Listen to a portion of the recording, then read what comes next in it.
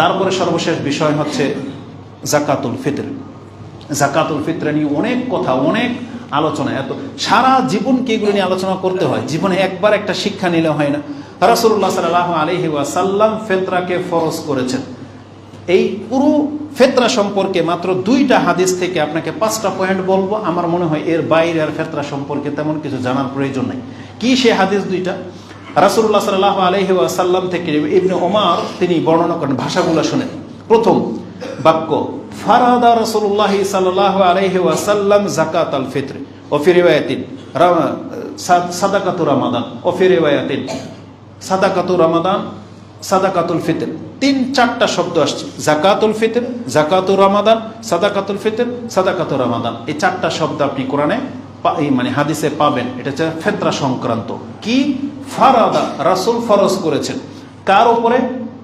বলা হয়েছে সাআম মিন তামরিন, কি দিয়ে? 1 সা খেজুর, আও শাইরিন ইলা আখির, এভাবে খাদ্যের নাম এসেছে। তারপরে বলা হয়েছে আলান নাস, প্রত্যেক মানুষ। এখানে মানুষ শব্দটা আসছে মূলত হচ্ছে মুসলিম, লিকুল্লি মুসলিমিন। আল্লাহর রাসূল প্রত্যেকটা মুসলিমের উপরে সাদাকাতুল ফিতর ফরজ করেছেন।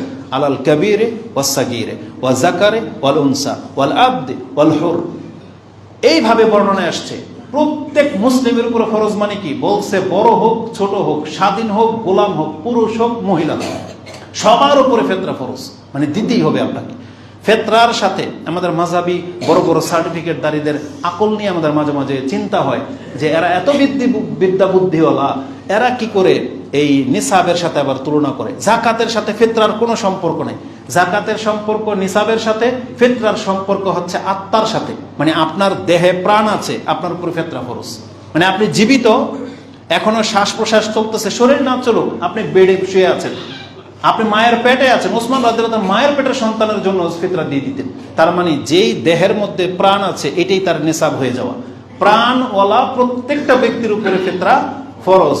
কতগুলো মানে গালি, মানে যেহেতু আমাদেরকে সংযত বলা হয়েছে সিয়াম অবস্থায়, কতগুলো বাতিলপন্থী আছে, আবার নিজেদেরকে আহলে হাদিসও বলে, আবার বিভিন্ন ওই দলের নামগুলো নিলাম না, তারা ওই মাথা মোটা কতগুলো মুফতি আছে ওই কমেন্ট করে যে এই নির্বোধ, এটাই বুঝে না, সবার উপরে ফিতরা ফরজ হলে ফিতরা খাবে কে?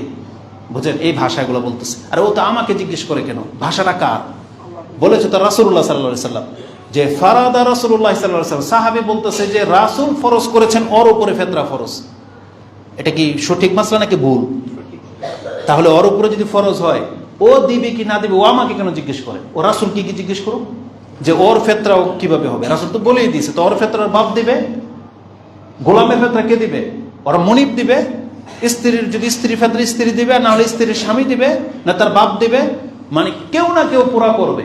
এটা তো ইঙ্গিতই করে দেওয়া হয়েছে যেহেতু আলা সাগীর, ছোটর উপরে ফিতরা ফরজ, তো ওর ফিতরাটা কে দিবে? ওর বাপ দিবে। আর আমি বলবো আমাদের যুবক যুবতীদেরকে বা সমস্ত ভাইদেরকে, যারা 100 টাকায় বার্গার কিনে খায়, যারা মোবাইলে ইন্টারনেট 300-400 টাকার ইন্টারনেট কিনে ফেসবুক চালাইতে পারো, তো তোমার ফিতরা তোমার বাপ কেন দিবে? এটা তো ইবাদত, ইবাদত না? তাহলে যার ফিতরাটা সে দিলে নেকিটা সে পাবে। তোমার ফিতরা তোমার বাপ দিলে নেকি তোমার বাপ নিয়ে গেল, তো তোমরা কি করো? কোন এমন যুবক আছে যে ব্যক্তির কাছে আড়াই থেকে 3 কেজির চাউলের টাকা নাই, 300 টাকা নাই? কোন যুবক আছে এরকম? তাহলে কেন তারা এগুলো বোঝে না?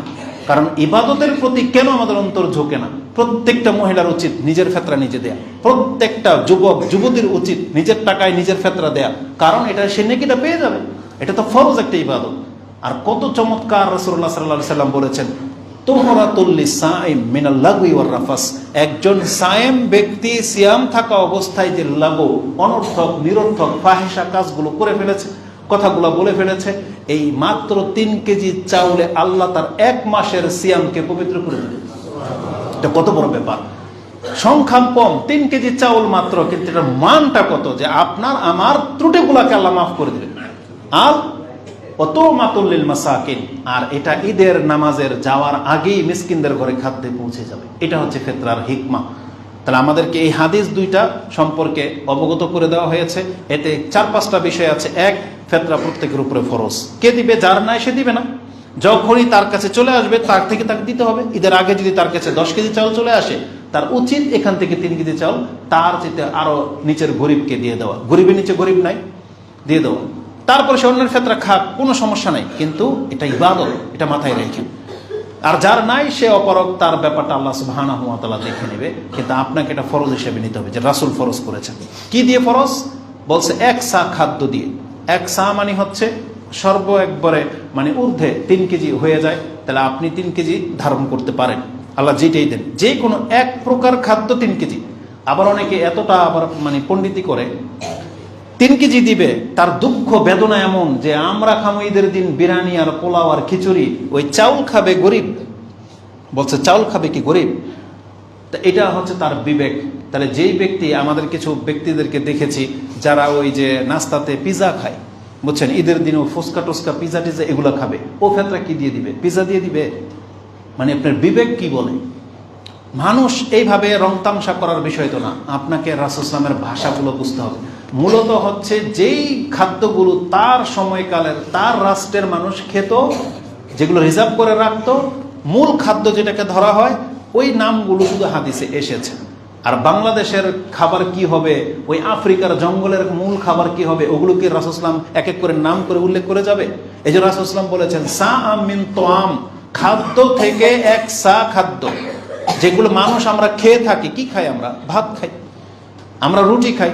তাহলে যে যেটা খান সেটা আপনি 1 সা মানে 3 কেজি আপনার পক্ষ থেকে ধার্য করবেন। ওই মিক্স করে 3 কেজি না, 1/2 কেজি আলু, 1/2 কেজি পেঁয়াজ, ওই 1 কেজি ডাল, 1 কেজি চাউল, এইভাবে তো আপনাকে বলা হয়নি। আপনার দায়িত্ব, আপনি যে চাউলটা খান সেটা আপনি 3 কেজি দিয়ে দেন। উনি বিক্রি করে প্রয়োজনে আলু কিনবে না কি কিনবে, ওনার ব্যাপার। আর খাদ্য দিয়েই ফেতরা দেওয়া সুন্নাহ। টাকা দিয়ে হবে কি হবে না সেই মাসলায় আমরা যেতে চাচ্ছি না, সেটা বড়দের ব্যাপার, তারা ফতোয়া দিয়ে থাকে। আমরা জীবনে কোনোদিন টাকা দিয়ে দেইনি, প্রয়োজনও হয় নাই। যদি কোনোদিন এমন সিচুয়েশন আসে যেখানে মানুষ খাদ্য নেবে না, টাকাই লাগবে তার, সেটা আমাদের ওলামাদের ফতোয়ার উপরে ভিত্তি করে পরে সিদ্ধান্ত নেওয়া যাবে। কিন্তু বর্তমানে পরিস্থিতি এমন হয় নাই, এখন বর্তমানেও খাদ্য নেওয়ার মতো পরিস্থিতি আছে। এই জন্য রাসূলুল্লাহ সাল্লাল্লাহু আলাইহি ওয়াসাল্লামের সুন্নাহটাকে যে যতটা বেশি প্রতিষ্ঠিত করতে পারবেন, বাক্য, শব্দ, ধরন, নিয়ম, ওগুলাকে মেনে চলবেন। আমরা এই জায়গাতে এসে অনেকগুলো মাসলা আসবে, আপনাদেরকে বলে দিই। হাদিসে আছে সকাল সন্ধ্যায় সাইয়্যিদুল ইস্তেগফার করতে হয়, তাহলে আল্লাহ সুবহানাহু ওয়া তাআলা ওই রাত্রে মরে গেলে তাকে জান্নাত দিয়ে দিবে। এখন আপনি প্রশ্ন করেন যে এই সাইয়্যিদুল ইস্তেগফারকে আমি সাজদায় পড়তে পারবো না হুজুর? আপনি প্রশ্ন করলেন কেন? যেখানে যেটা আছে এটাকে ওইভাবে রাখাটাই হচ্ছে সুন্নাহ, ওইখানে রাখাটাই হচ্ছে সঠিক ইত্তেবায়ে সুন্নাহ, মানে আপনি অনুসারী। আপনি আপনার মতো করে জায়েজ তো করা হয়েছে, করেন না, কিন্তু আপনার মাথাতে সব সময় খালি অতিরিক্ত চিন্তা যে আমি এটা করতে পারবো না, এটা করলে ক্ষতি হবে, আমি এটাকে বলতেছে যে আমি 1000 বার এই সাইয়্যিদুল ইস্তেগফার করতে পারবো না। কেন আপনার এই চিন্তাগুলো আসে? বর্ণনা কি নাই? যেইভাবে যা বর্ণনা আসছে সেটা মেনে নেওয়াটাই হচ্ছে উত্তম চরিত্রের অধিকারী হওয়া। এই জন্য আকবারায় কোনো কাজ করতে যেন না। হাদিসে আছে যেটা আপনি সেটা করেন।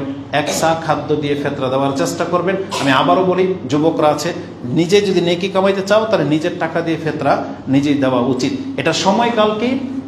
ঈদের আগে। মান আদ্দাহা ক্বাবলা সালাহ ফাকাদ,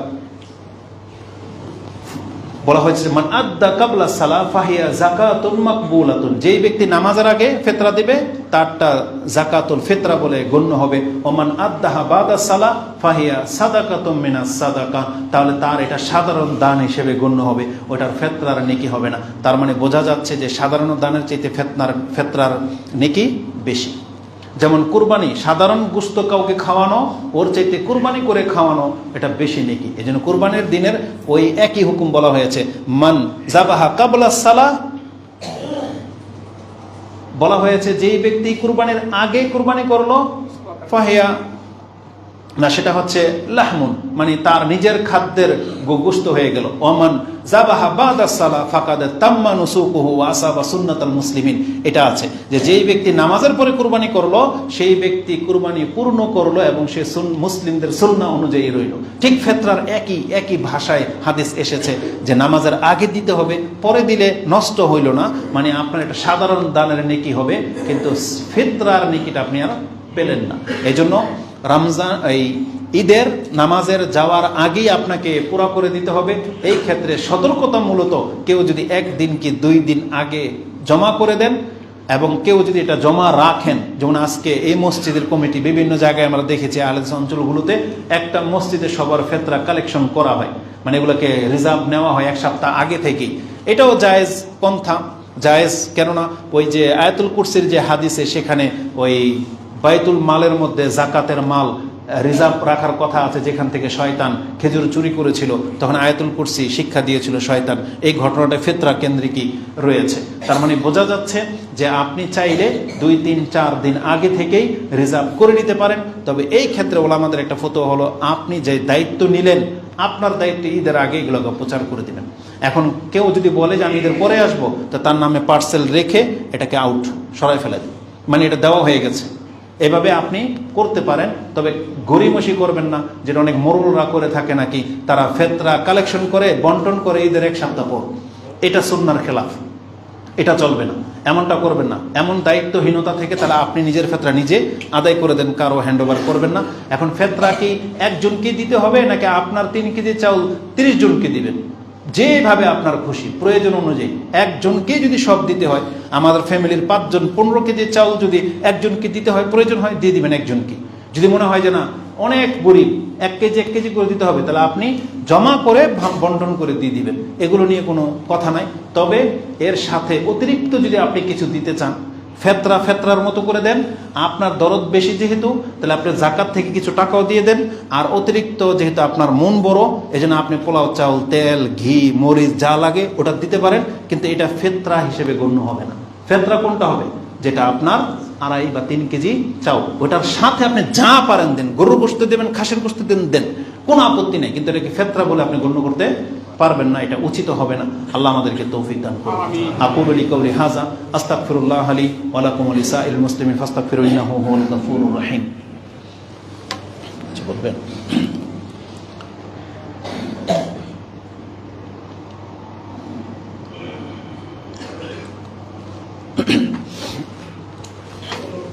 আলহামদুলিল্লাহি রাব্বিল আলামিন ওয়াসসালাতু ওয়াসসালামু আলা আশরাফিল আমবিয়া ওয়াল মুরসালিন নবিয়িনা মুহাম্মাদিন ওয়া আলা আলিহি ওয়া সাহবিহি আজমাইন। এভাবে মাসলা মাসাইল তো বহু আছে, বলতে গেলে অনেক কথা বলা লাগে, কিন্তু আমাদের সর্বশেষ মেসেজ, যেহেতু এখন সব মানুষগুলো আসছে, কারণ তারা তো খুতবার প্রথমে আসে না, এ রমজান কিন্তু আজকের মতোই এ রমজান একদিন আমাদের কাছ থেকে বিদায় নেবে। আমাদের জীবনের সবচেয়ে গুরুত্বপূর্ণ ইবাদত এই কয়েকদিনের মধ্যে যেটা হতে পারে, সেটা হচ্ছে ইস্তেগফার। সেটা হচ্ছে আল্লাহর কাছে ক্ষমা চাওয়া। দেখেন, আমাদেরকে ক্ষমা চাইতে হবে, এটা কিন্তু ক্ষমার মাস চলতেছে। এখন আপনার কোনো বাধা নেই, ক্ষমা চাইতে কোনো বাধা আছে? আপনি মসজিদে আসতে কোনো বাধা আছে? কারণ এতদিন আপনি বলতেন যে শয়তান আমাকে জাগায় না, শয়তান আমাকে ধরে রাখে, আমাকে শয়তান পাপ করায়। তো এখন কোন শয়তান করায়? এখন আল্লাহর কাছে যে আসছেন, কেউ আপনাকে বাধা দেওয়ার নাই। এজন্য আপনি এখন যেভাবে ইচ্ছায় মসজিদে আসছেন, আপনাকে জীবনের প্রত্যেকটা অ্যাঙ্গেলে এভাবে নিজের ইচ্ছাটাকে কাজে লাগাইতে হবে, যাতে আপনার ইচ্ছাতে শয়তান এসে ইন্টারফেয়ার করতে না পারে। এটা আল্লাহ সুবহানাহু ওয়া তাআলার কাছ থেকে আপনি তৌফিক চেয়ে নেন, এবং এটা হলো তওবার সবচেয়ে গুরুত্বপূর্ণ মুহূর্ত। কিয়ামুল লাইল যখন করবেন, তখনও সবচেয়ে বেশি আল্লাহর কাছে ক্ষমা চাইবেন। আর এখন এই মুহূর্তগুলো, এগুলো হচ্ছে সবচেয়ে বেশি আল্লাহর কাছে ক্ষমা চাওয়ার মুহূর্ত। আর আল্লাহ সুবহানাহু ওয়া তাআলা নিজেও বলেছেন, মুক্তি পেতে হলে, সফল কাম হতে হলে তওবা ছাড়া, ক্ষমা চাওয়া ছাড়া বিকল্প কোনো পথ নাই। আল্লাহ বলছেন, ওয়াতুবু ইলাল্লাহি জামিআন আইয়ুহাল মুমিনুন লাআল্লাকুম তুফলিহুন, যেটা আপনি সূরা নূর 24 নম্বর সূরার 31-এ পেয়ে যাবেন। আল্লাহ আমাদের সমস্ত মুসলিমকে আল্লাহর কাছে তওবা এবং ক্ষমা চাইতে বলেছে। আমাদের উচিত আল্লাহর কাছে ক্ষমা চাওয়া। আমরা বলি, আল্লাহ তুমি আমাদেরকে ক্ষমা করে দাও, আল্লাহ আমাদের জীবনের পাপগুলোকে আল্লাহ তুমি মাফ করে দাও, আল্লাহুম্মা তুমি আমাদেরকে ক্ষমা করো এবং আমাদের পিতামাতাদেরকেও ক্ষমা করো, এবং কিয়ামতের মাঠে আল্লাহ তুমি আমাদেরকে লাঞ্ছিত করো না। আল্লাহ তুমি আমাদের এই সিয়ামগুলোকে কবুল করো, আমাদের কিয়ামকে কবুল করো। আল্লাহুম্মা তাকাব্বাল মিন্না সিয়ামানা ওয়া কিয়ামানা ওয়া রুকুআনা ওয়া সুজুদানা ওয়া তিলাওয়াতাল কুরআন ওয়া সাদাকাতিনা ইয়া হাইয়্যু ইয়া কাইয়্যুম বিরহমাতিকা আস্তাগীস। اللهم إنا نسألك الهدى والتقى والعفاف والغنى اللهم إنك عفو تحب العفو فاعف عنا اللهم إنا نسألك الجنة الفردوس وما قرب إليها من قول وعمل ونعوذ بك من النار وما قرب إليها من قول وعمل اللهم أرنا الحق حقا وارزقنا اتباعه وأرنا الباطل باطلا وارزقنا اجتنابه اللهم لا تدع لنا ذنبا إلا غفرته اللهم لا تدع لنا জামবান ইল্লা গাফারতা ওয়ালা দাইনান ইল্লা কাদাইতা ওয়ালা মুবতালান ইল্লা আফাইতা ওয়ালা মারিদান ইল্লা শাফাইতা ইয়া রাব্বাল আলামিন। আল্লাহুম্মা ওয়াফিকনা লাইলাতুল কদর, আল্লাহুম্মা ওয়াফিকনা লাইলাতুল কদর। আল্লাহ তুমি আমাদেরকে লাইলাতুল কদর আমাদের তাকদীরে হাসিল হওয়ার তৌফিক দান করো। আল্লাহ তুমি আমাদেরকে সুস্থতায় রাখো এবং আমাদেরকে যেভাবে নিরাপত্তায় রেখেছো, আল্লাহ আমাদের রাষ্ট্রকে এবং আমাদের মুসলিমদেরকে আল্লাহ এইভাবে নিরাপত্তার সাথে আমাদেরকে বাঁচিয়ে রাখো। আমিন ইয়া রাব্বাল আলামিন। আল্লাহ আমাদেরকে তোমার কাছে মুসলিম হয়ে সাক্ষাৎ করার তৌফিক দান করো এবং আমাদের কাছে যারা দোয়া চেয়েছেন, যারা মসজিদগুলোতে দান করে থাকেন,